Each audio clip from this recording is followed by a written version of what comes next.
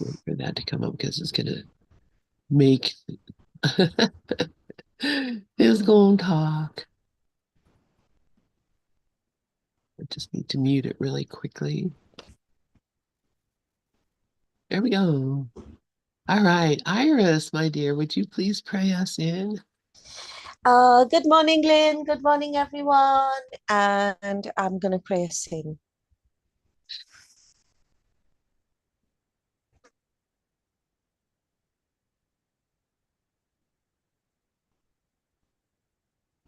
I am here only to be truly helpful. I am here to represent Him who sent me. I do not have to worry about what to say or what to do, because He who sent me will direct me. I am content to be wherever He wishes, knowing He goes there with me. I will be healed as I let Him teach me to heal. Amen. Oh, Amen. amen. Thank you, Iris, man. I just got just such a feeling of exhilaration as you were praying us in. Just that joy is so beautiful. So good morning, everybody. See who all we got in here. There we go. All right. Who would like to read paragraph 10? We're in the illusions of the ego, and we are in section 2, this ego and false autonomy, and paragraph 10. This is a really important thing here because we've been on this for weeks, and I think it's really sinking in. Yes, Iris, please go ahead. Okay, so paragraph 10. Salvation is nothing more than, quote, right-mindedness, which is not the one-mindedness of the Holy Spirit, but which must be achieved before one-mindedness is restored. Right-mindedness leads to the next step automatically, because right perception is uniformly without attack, and therefore wrong-mindedness is obliterated. The ego cannot survive without judgment and is laid aside accordingly. The mind then has only one direction in which it can move. Its direction is always automatic because it cannot but be dictated by the thought system to which it adheres. Yeah, so like uh, uh, this is amazing because uh so I had a similar kind of thought this week, and and uh it's kind of like I won't say like kind of like uh the word acceptance, like this word acceptance, normally, like, I don't really like this word because it's kind of like asking me to do something that is just borderline impossible for the human being. And that's why I've never liked this word ever. And I've heard it in 12 steps and I hear it here. And, I've always been like, I really don't like this word because sometimes, like, we are called to accept some things which are completely unacceptable, quote, according to the human thinking. But then this week, I had another point of view about this acceptance, which is the right mindedness, exactly what it's saying here. Um, and this acceptance is that this the the acceptance that I understood is not that we are called to accept something that is unacceptable, like uh, but it is that whatever is going on is it's just it's the way God is. It's that's what's happening, and um, and it's the wrong-mindedness here that is kind of debating whether it's acceptable or not. It's the wrong-mindedness or the uh, like or the it reminds me of Larry's words, which is amygdala hijack. It's that the fight or flight or the fear response is normally because the mind doesn't see that, like the human mind doesn't see that whatever is happening is absolutely perfect. There's no mistakes, and so so that is the other way, like to be able to see everything, to see things differently, to see everything as this is fine. It's just the one-mindedness, which is peace. And I mean, it could be anything, literally anything. Like I mean, just anything that the human mind could call unacceptable is perfect. And so when I look at it that way, I understand a bit more about what is acceptance. And acceptance is looking at things in the right minded way, like it says here. And uh, and then exactly what this paragraph is saying, that salvation is nothing more than, quote, right mindedness, which is not the one mindedness of the Holy Spirit, but which must be achieved before one mindedness is restored. Right mindedness leads to the next step automatically because right perception is uniformly without attack, and therefore wrong mindedness is obliterated. It's completely like it just becomes completely irrelevant to the topic, And then it says the ego cannot survive without judgment and is laid aside accordingly. The mind then has only one direction in which it can move, which is truth. Its direction is always automatic because it cannot but be dictated by the thought system to which it adheres.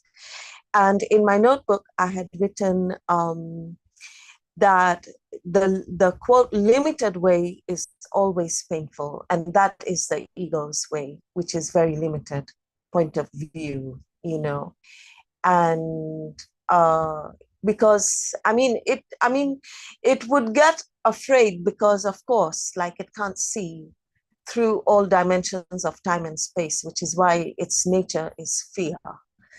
And but the other way, like in our split mind, the other way is this right-minded seeing, or that everything is God and it's happening just the way it's supposed to.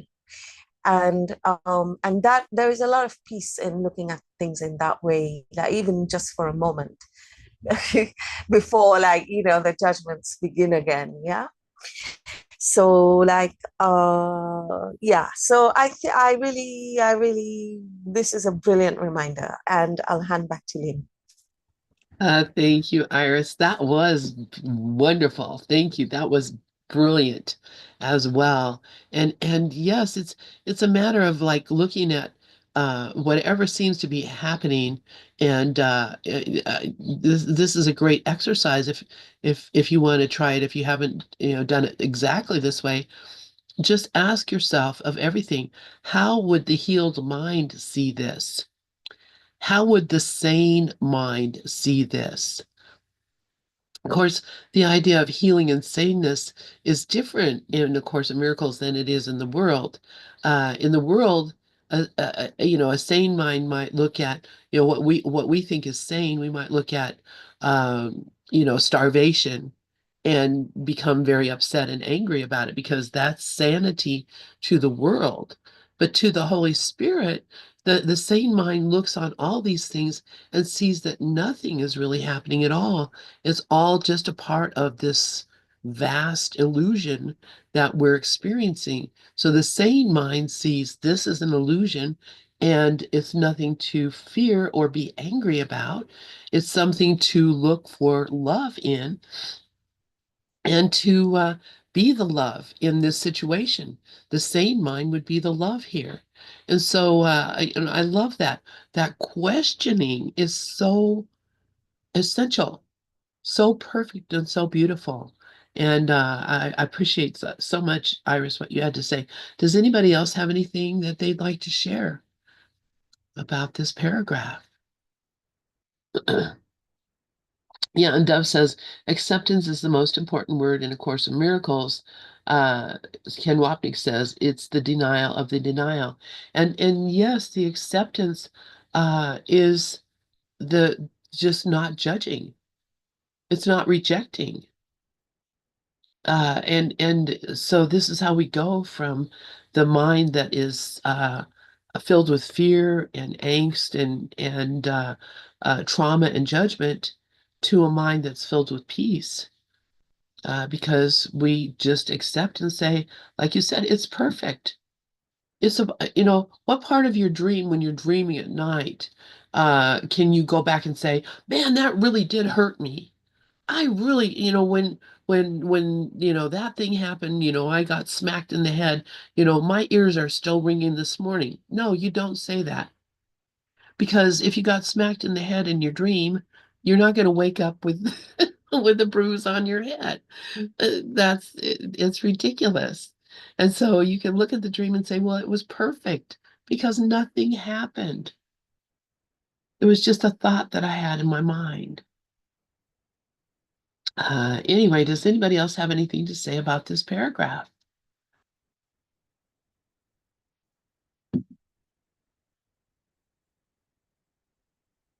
Let's see. Right, and Dove says the last unanswered question, am I willing to deny the denial of truth? Am I willing to see what I denied because it was the truth? And that's it. The only reason that I'm experiencing a world that I have judgment over is because I've denied the truth of what it is. If I saw the truth of what it was, I wouldn't be able to judge it. I would only be able to love it. Just like if I saw, if I saw the truth of what I am, I'd stop judging me and just love me. Saw the truth about, anything. I just stop judging it and start loving it because that's the only appropriate response to the love that we are, the love that I am. Rafi, please go ahead. Yes, about acceptance, the importance of acceptance. Acceptance is the gateway to imperturbable peace that surpasses all understanding. And there aren't words that can even describe it because it is our basic infinite nature. But acceptance is that stepping stone, that gateway, that doorway into that peace. And that peace is forever, has forever been, is now, will forever be. It is our basic nature. It is the truth of our being. Thank you. Thank you, Rafi. Yeah, it's my nature. It's what I am.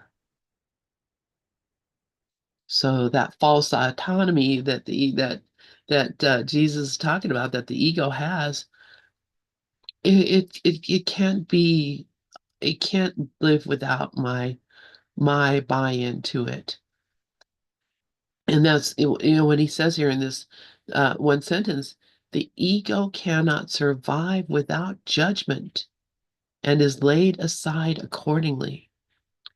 It's my judgments that keep the ego in business.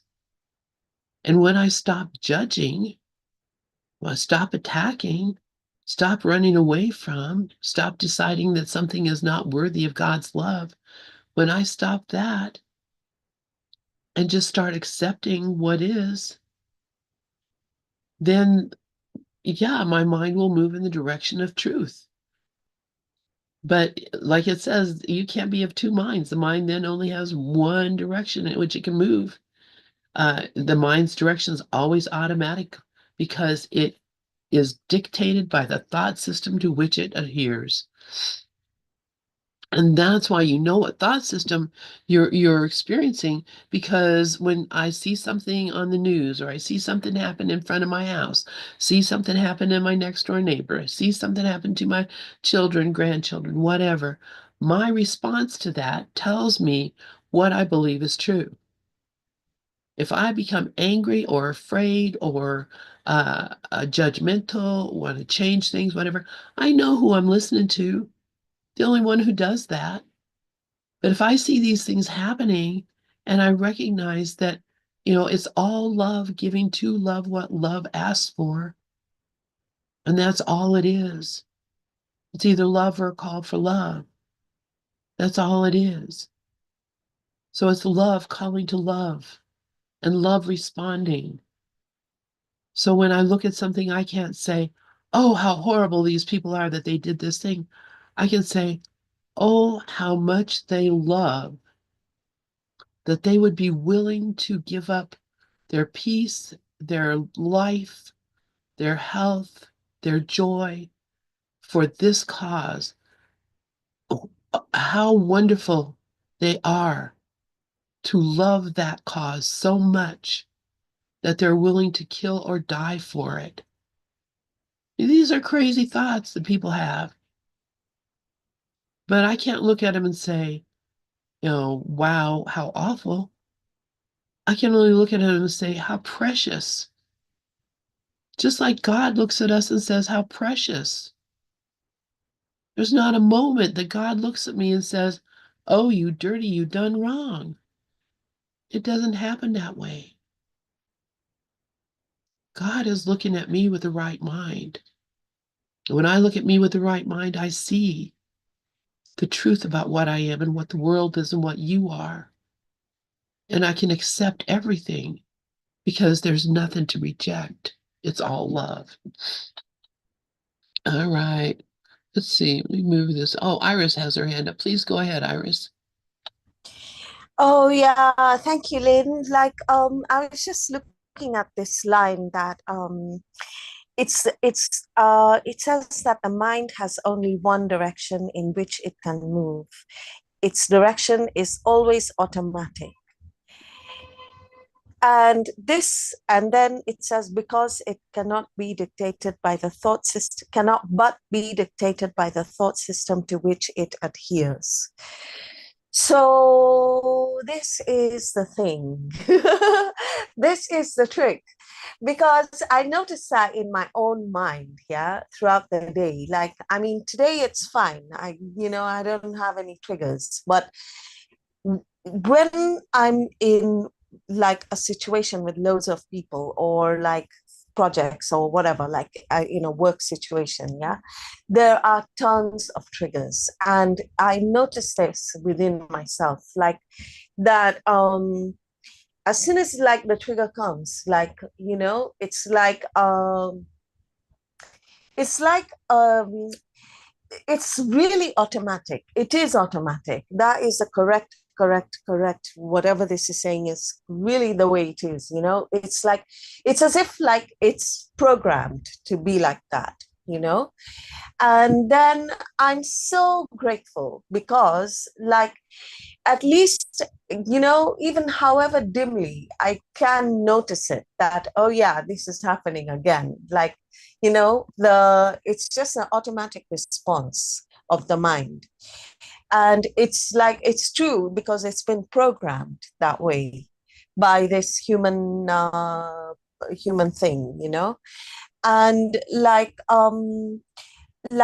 and but it's so important, once again, like that, you know, when the trigger is happening, or like when the automatic reaction is happening, to notice it and see that is automatic. Because there is another lesson that says that what suffers is not part of me, or something like that.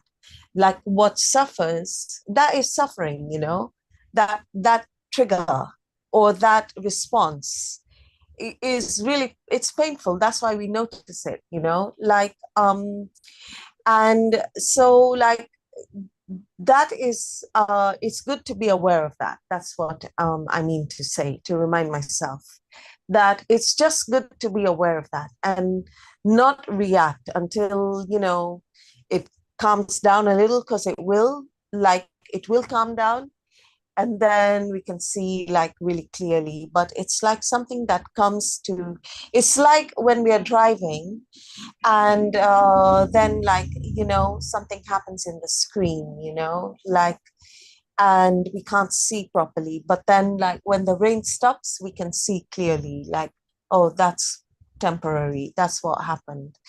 And even this sentence where it says the mind, because, you know, there's this sentence in the earlier part which is where it says like in chapter 2, it says like whenever there is fear, it is because you have not made up your mind. Your mind is therefore split, and your behavior becomes erratic. So like, and then there's that lesson, which says that God's voice speaks to me all through the day. And that's what I always like, you know, I always forget, because the mind is split. And it's a really good reminder for me, because like there's the one part in that lesson, it's like I do a diagram of that, yeah. And in one part of the mind is the part that obeys the world's laws. That's the one that has the triggers, you know. And it's constantly distracted, disturbed, highly uncertain. It's a wild illusion. It's frantic, distraught, without reality of any kind, and sick imaginings and riotous thoughts of this insane world. And I relate to all of that, like 1000%. But then behind that is the voice for God, which speaks to me all through the day. And it's constant communication with God. It's calm, it's restful, it's wholly certain, and confident, and stillness and peace. And it's that which notices the trigger. That is what notices the mad mind, you know, like the, so that is a really good reminder. And I'll hand back to Lynn.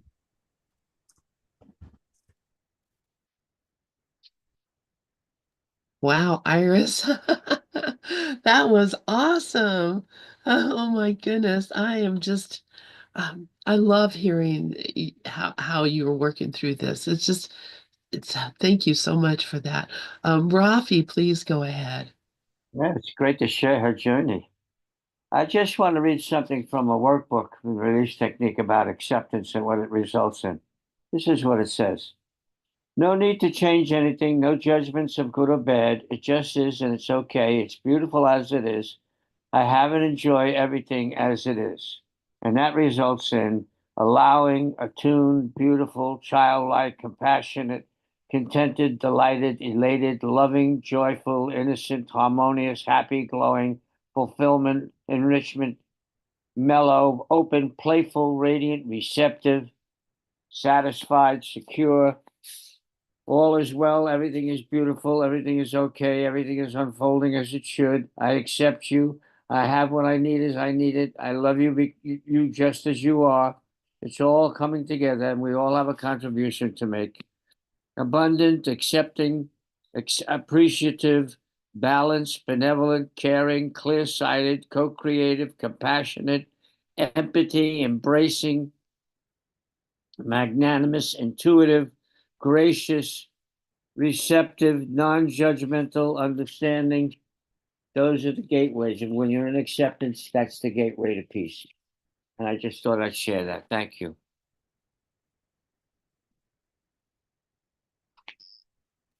Thank you so much, Rafi. Yeah. What he said, all of that. Yeah. It's pretty amazing. And all of that is promised to us. I mean, and it can't help but be because when I accept what is, then I can be at peace. And that's Byron Katie is really big on that, just loving what is. And when you love what is, it can be nothing but peace. So yeah, give up the judgment, take up the love. All right, so let's see. Oh my goodness, we have one paragraph left in this section. Who would like to read? I'll read it. Great, thank you. It cannot be emphasized too often that correcting perception is merely a temporary expedient. It is necessary only because misperception is a block to knowledge, while accurate perception is a stepping stone towards it. The whole value of right perception lies in the inevitable realization that all perception is unnecessary. Yeah, being just is, it doesn't perceive. This removes the block entirely. You may ask how this is possible as long as you appear to be living in this world. This is a reasonable question. You must be careful, however, that you really understand it. Who is the you who are living in this world? Oh, perfect English question. Spirit is immortal, and immortality is a constant state. It is true now as it ever was or ever will be, because it implies no change at all. It is not a continuum, nor is it understood by being compared to an opposite. Ooh, comparing is a death trap. Knowledge never involves comparisons. That is its main difference from everything else in the mind, everything else the mind can grasp. Knowledge never involves comparisons. Knowledge never involves comparisons. That is the main difference from everything else the mind can grasp. Perfect. I love that. And it's true. If you if someone says, this is just an abstract way of looking at this. If someone says, it tastes like a pear, and you've never tasted a pear, and you say, what does a pear taste like? And they say, well, it's kind of like an apple, but it's softer, but it's a little milder, that it's, there's all these comparisons. There's no way you can know what a pear tastes like until you have a pear. And then you take a pear and you take a bite of it and you say, "Oh, I get this." It's either hard, not ripe and crunchy, or it's soft and sweet and mushy, or but you try all the pears because you don't have the knowledge of the pear uh, by the description of the pear or the even the taste of one pear, but you have a much better knowledge of the pear after the taste of one pear than you do just hearing the description. So this is correcting our perception is turning our mind around to where we're seeing what is really here. And because what we are trained in the mind, in the world, is to see what's not there. We're looking for what is missing. Every time we look, the whole purpose of the vision in the world is to make distinctions between things, to look for, where does this stop and that start? And what is in this and what is in that? That's all we do is we're just trying to make distinctions between things to come up with a reality of it. But if I gave it to you and I said, this is a clock, and you look at it and you see I mean, how many forms of clock are there? And you look at it and you see, oh, here's a thing that has a dial and numbers or has, this or that. To you, that would be a clock until, someone gave you an alarm clock or someone showed you a digital watch or, whatever. You're never going to get the reality of what it is because all you can do is compare. So, correcting perception is bringing you to the point where you are no longer in comparison. You're no longer in misperception. I mean, all perception is pointing out our misperception, what it's not, or what it's like, or whatever. Rafi, please go ahead. That's so perfect. What try to compare what peace is to anything. Try to describe uh, infinite love. Try to describe bliss. There's states of being. You can't describe a state of being and you can't compare it to anything because it is being. There's no such thing. Only an ego mind would do that because it has no, it can't possibly even conceive anything like the reality of being. Can't, it's an automatic machine. It keeps referencing itself. It has no, and that's why comparison is such a trap because you're trapped in the machine and it just keeps repeating itself over and over again mechanically. But if you try to describe transcendence, good luck. Try to try to describe omnipotence, omniscience, omnipresence. Yeah, good luck. Yeah. And who is the me who's living in the world? It changes all the time. The me that's living in the world is changing all the time. So as long as what I see is constantly changing, then I'm not going to know what it is. But who is not constantly changing? What is not constantly changing? It's the me that's looking at it. Who's looking at the me in the world is the same always and has always since I can recall thinking with the mind. That has never changed. What has always changed is the thing that I'm looking at. And I think you can know you would say that too, Rafi. And I mean, you're 80 something, I'm 72. I've noticed this my whole life that I'm always the same, no matter what my situation is. I'm always hearing the same. I've never changed. I have not grown old or nothing. I'm still the same that I ever was. And that is more closer to the truth of what I am than the thing that I think I see when I look at the body and look at the life. Rafi, please go ahead. Uh, um, that which is real is uncaused. It didn't come from anything and it ain't going anywhere. And you can say, okay, well, what's peace like? What's love like? Uh, uh, there's no way. There's no way. What's it like? It's not like anything. It is everything. And every time I come to that, first of all, I burst out laughing because, like Dove always says, you got to laugh because that's the recognizing of the illusion. And then you get into that be or just it just is, and that's the reality. And there's no you mentioned age. This body in this dream image world turned 86 last week, and what does that mean? I haven't got a clue. I haven't got a clue. What the hell is that? What? But Dove just said that. What does that mean? I don't know. And what's the point of wanting to know? Wanting to know is just activating an ego mind, looking for explanations for things, rationalizations, justifications, excuses, reasons.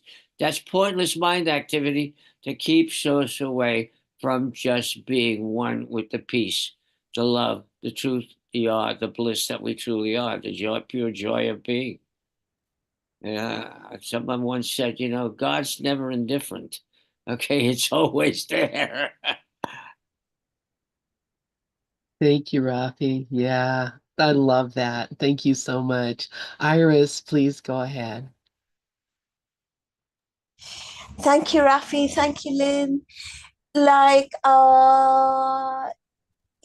yeah, like Rafi mentioned that word, and then I was like, that's what I mean.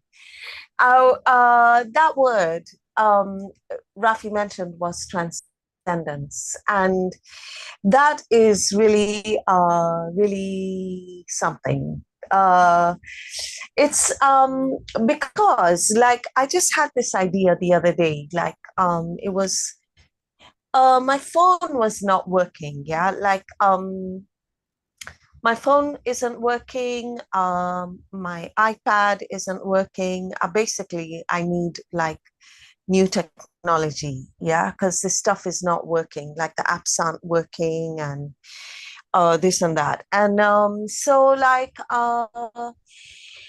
and I was just kind of wondering, like, how I want these things just to stay the same. I want this technology just to stay the same. So, because I don't have the time to go running around looking for this and that. Like I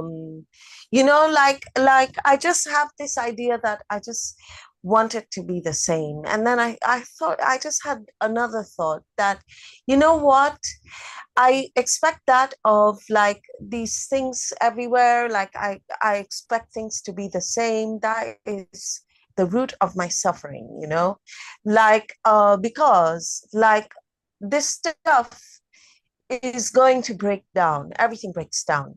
And it was made to be like that. It was made to be impermanent.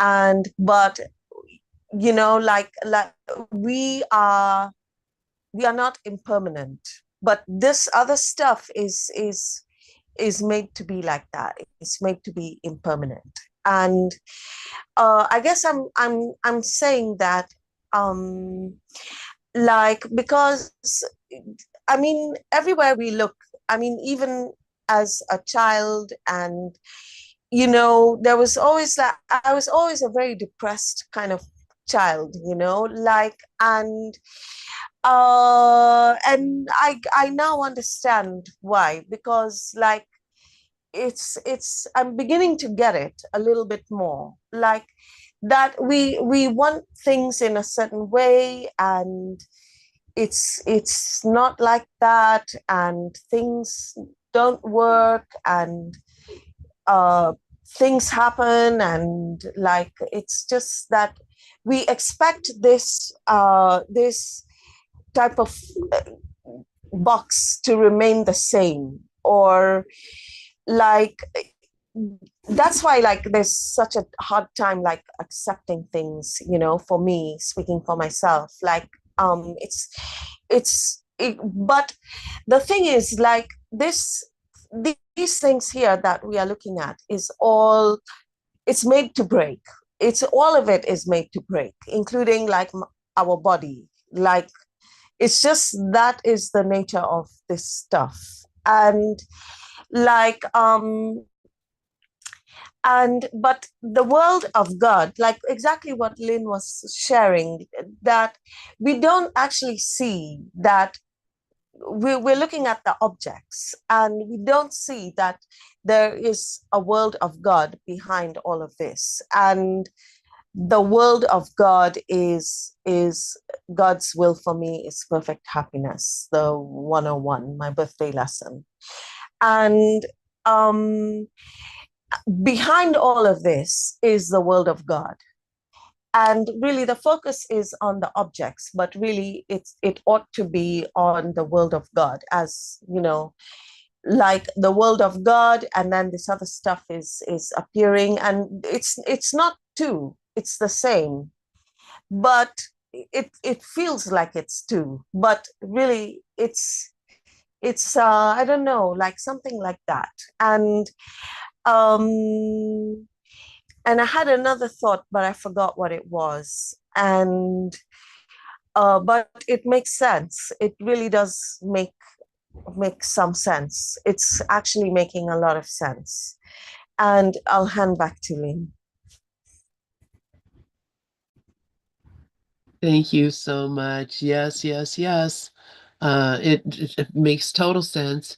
And this is Dove mentioned here on the chat, Plato's wall, what comes and goes in shadows. That's what's happening here. All the rest of it is, I mean, we're just seeing like watching a movie on a movie screen. That's all that's really happening here. And there's no point in trying to change it, fix it, do anything about it. Just enjoy the movie. Have some popcorn. I saw Zoma eating popcorn the other day. It was so cute. It just cracked me up. I loved it. It was Uh, so great, Lynn, the other day. She was just so funny. I know, I love it. I love it. But this is how we are. This is what it is. Um, and Dove says the world of change has no meaning to the eternal. That's it. The world of change is just a fleeting thing. And what is real uh, can't be changed. What's unreal doesn't even exist. So, that's the peace of God. He tells us that in the very beginning of the course, in the introduction. What's real can't be threatened. What's unreal doesn't even exist. Herein lies the peace of God. That's it. And that's the whole course, right? It's telling you what is real, what is not real. What is real, what is not real. That's it. And keeping us on track. That's the whole course. That's exactly what it says. Um, of course, I didn't know what real and not real was. And Dove says, yeah, that doesn't keep us from chasing it to capture it. Yeah, exactly. And it's always gone. It's like bubbles. I'm forever Love blowing what he just wrote. bubbles. To raise my hand. Oh, go ahead. No, I just love what Doug just wrote because the ego, we all still have ego problem. Well, I do. I can't speak for anyone else, but that's the part of us that doesn't really know any of this. So it's like seeking to distract us so we would stay in not knowing the knowing of what we are, which is all this, you know. That's all. Yeah, thank you, Sharon. And it's not mystical. It's not some, No, it's some ordinary. elevated thing that a person comes up with or anything. It's just, it's like, when you learn how to ride a bike, and those of you who have ever ridden a bike, you're trying and trying. All of a sudden, you start going, and you're going, and you're like riding a bike, and it's like exhilarating. It's like, wow, this is it. I'm doing this thing. That's how this is.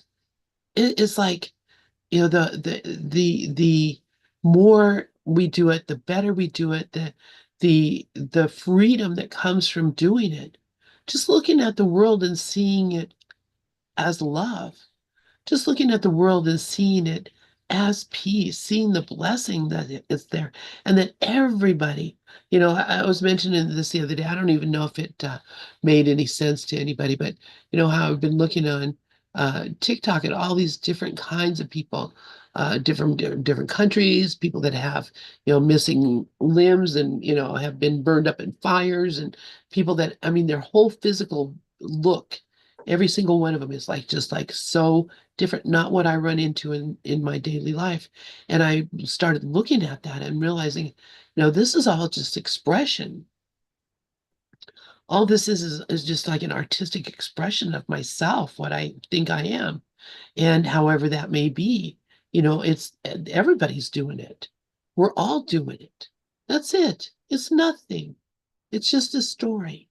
Dove, please go ahead. You're muted.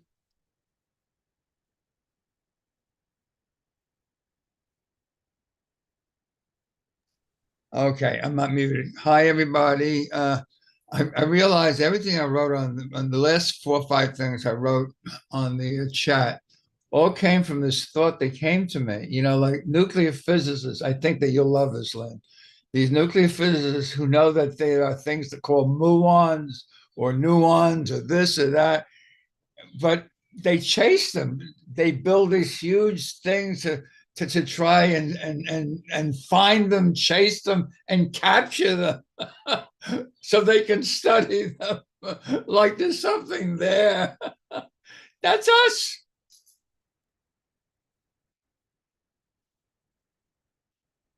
Oh, that's very funny. Yeah, yeah. We built huge colliders. It's hilarious. Yeah. Capture this infinitesimally small That's thing. us. Yeah, here we go. I'm going to find it. And that the spark of everything it's out here somewhere, and I'm going to capture it, and then it'll be mine. I'll put it in a bottle, and then I'll keep it forever. I don't know. Rafi, We are all muons. that's right. It's so crazy. Uh, Well, you just said about these scientists chasing all of these subatomic particles around trying to capture. It's just insane. I mean, everything out there is you want to know what your thoughts are, take a look around you, okay? Because everything you see is a projected thought. Thoughts don't have any substance. So anything you're looking at doesn't have any substance because it's just a thought.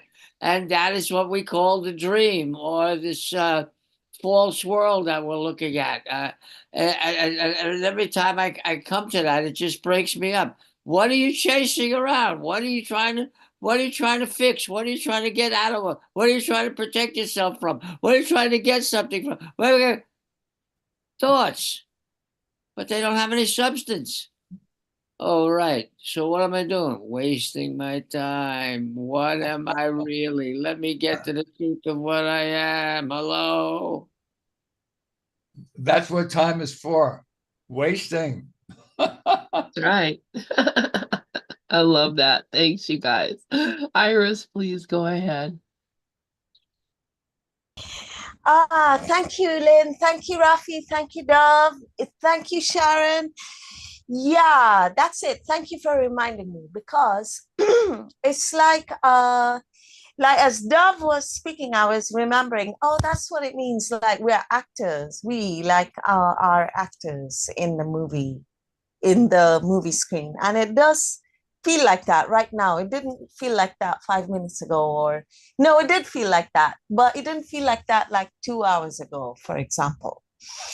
And that's it. And then what Rafi was saying, that is just so important, like to remember, especially for me, because it's like a bit like the responsibility for sight and all this stuff, like the same thing that I'm looking at it, whatever I'm looking at, when I change the way I'm looking at things, the things I'm looking at change. Exactly what Wayne Dyer said, like all jumbled into one. Like it's true, because and it's might not be the character. When the character changes the way they're looking, it's like that which is aware of the being, that is that which is aware of being. So when I change the way I'm looking at things, the things I'm looking at change. Right. And it's really true. I have found that to be completely true. Like and the last thing I read was like I saw this quote the other day, and I just thought that is so on point.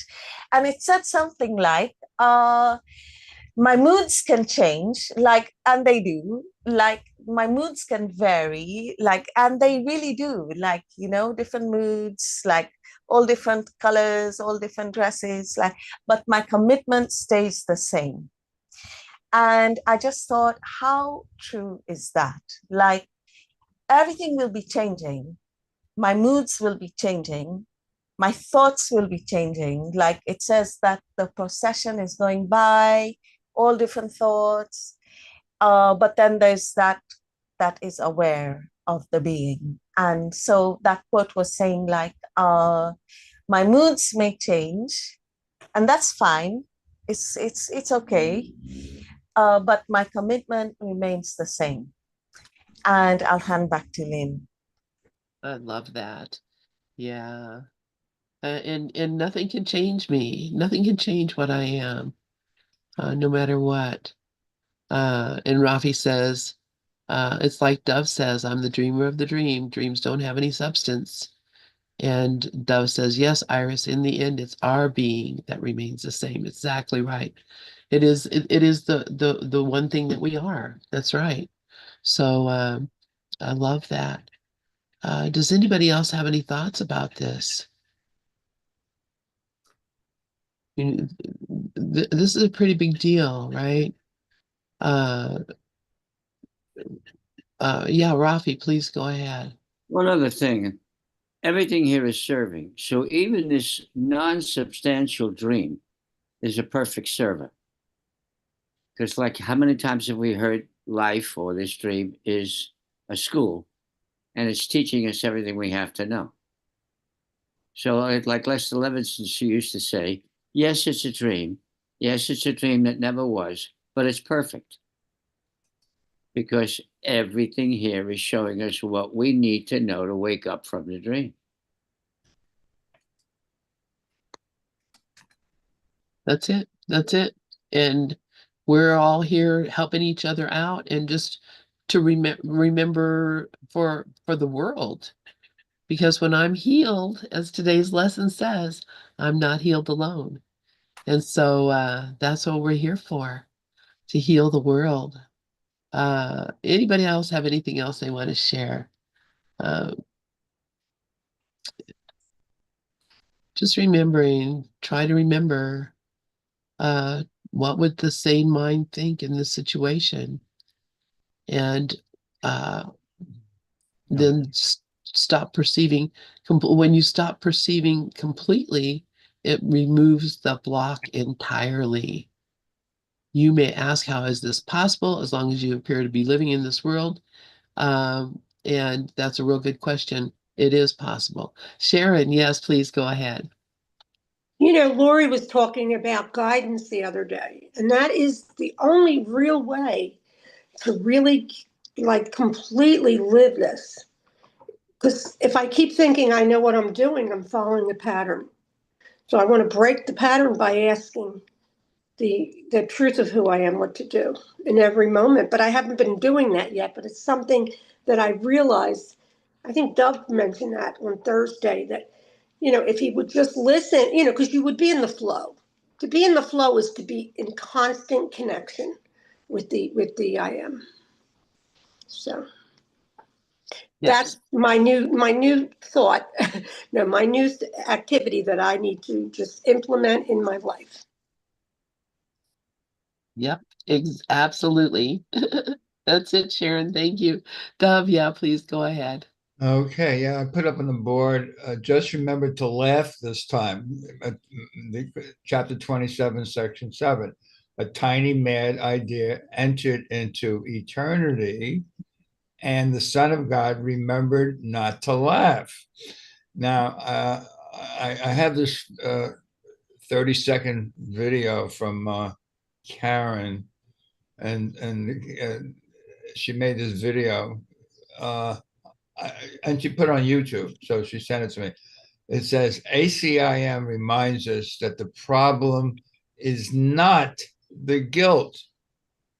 Well, if the guilt is not the problem, what is?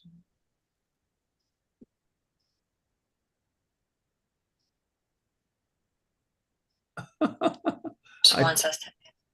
All right, hold on. Let's do it When again. the belief in sin is gone.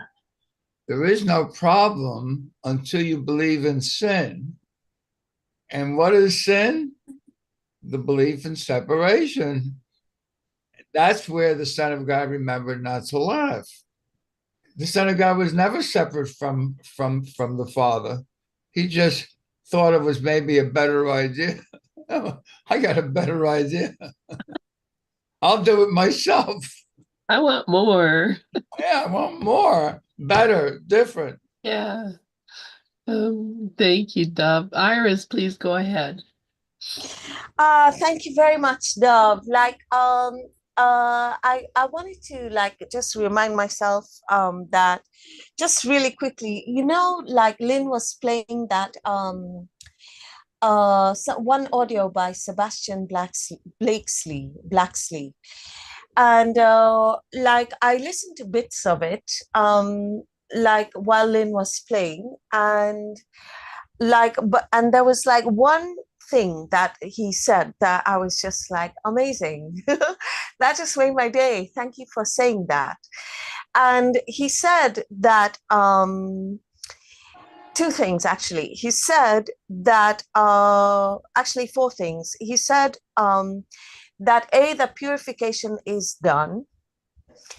Then he said regarding the topic of guilt, and that he was saying that Jesus said to him that don't even think about it.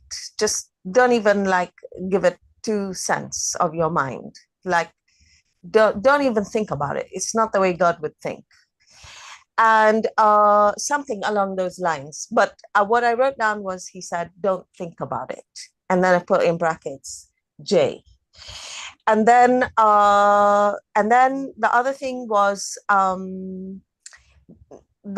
written down more and more, but I have no idea what that means. Like, and then the last thing is when these emotions come up, that which they will, we just love these emotions, even if they are like horrible emotions, which I haven't like worked out. I don't know how to do that. Like, but at least it means like probably something like just allow them. It's not bad. Just allow them and release them.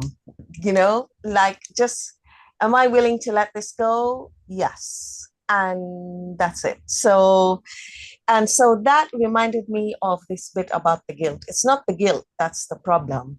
It's that I believe in the guilt, that I believe in it, meaning like I make it like a big deal, like it's not a big deal, and to let it go. And handing back to Lynn. Wow, is that so beautiful? And isn't that what Rafi tells us every single time? Yeah, all the feelings come up to leave. If you just, I love your fear, I love your fear, I love your fear. What is that? That's wanting security. Can I let that go? Yeah, it's gonna go. Yeah. Or it's just waiting for your permission. The process is taken over by the divine presence. Our infinite self handles all of that. All you got to do is get in line with it. Yes, Dove. I just want to say you got to get very clear on this. We don't believe in the guilt. We believe in the separation because, hey, I'm a body, you're a body. I see different bodies. Obviously, we're separate. The whole course is I'm not a body, I'm spirit. Absolutely. Thank you, guys. Thank you, Iris. Thank you, everyone. Sharon, Dove, Rafi. It's just been great. A wonderful morning. I'm wearing my Pal Talk shirt. Ah, where it is Pal Talk shirt that Regis sent on my See, page. Regis sends it to me. Yeah. Get it. Regis sends it. I guess Regis bought it on Pal Talk. Yeah, you can order things off the Pal Talk site. Yeah. So we got mugs too. Did you get a mug, Pal Talk mug? Yeah. So, Okay. all right. I love you guys. They are just like Donald. He'll sell anything. That's right. You got it. All right, you guys. I'll see you all later on.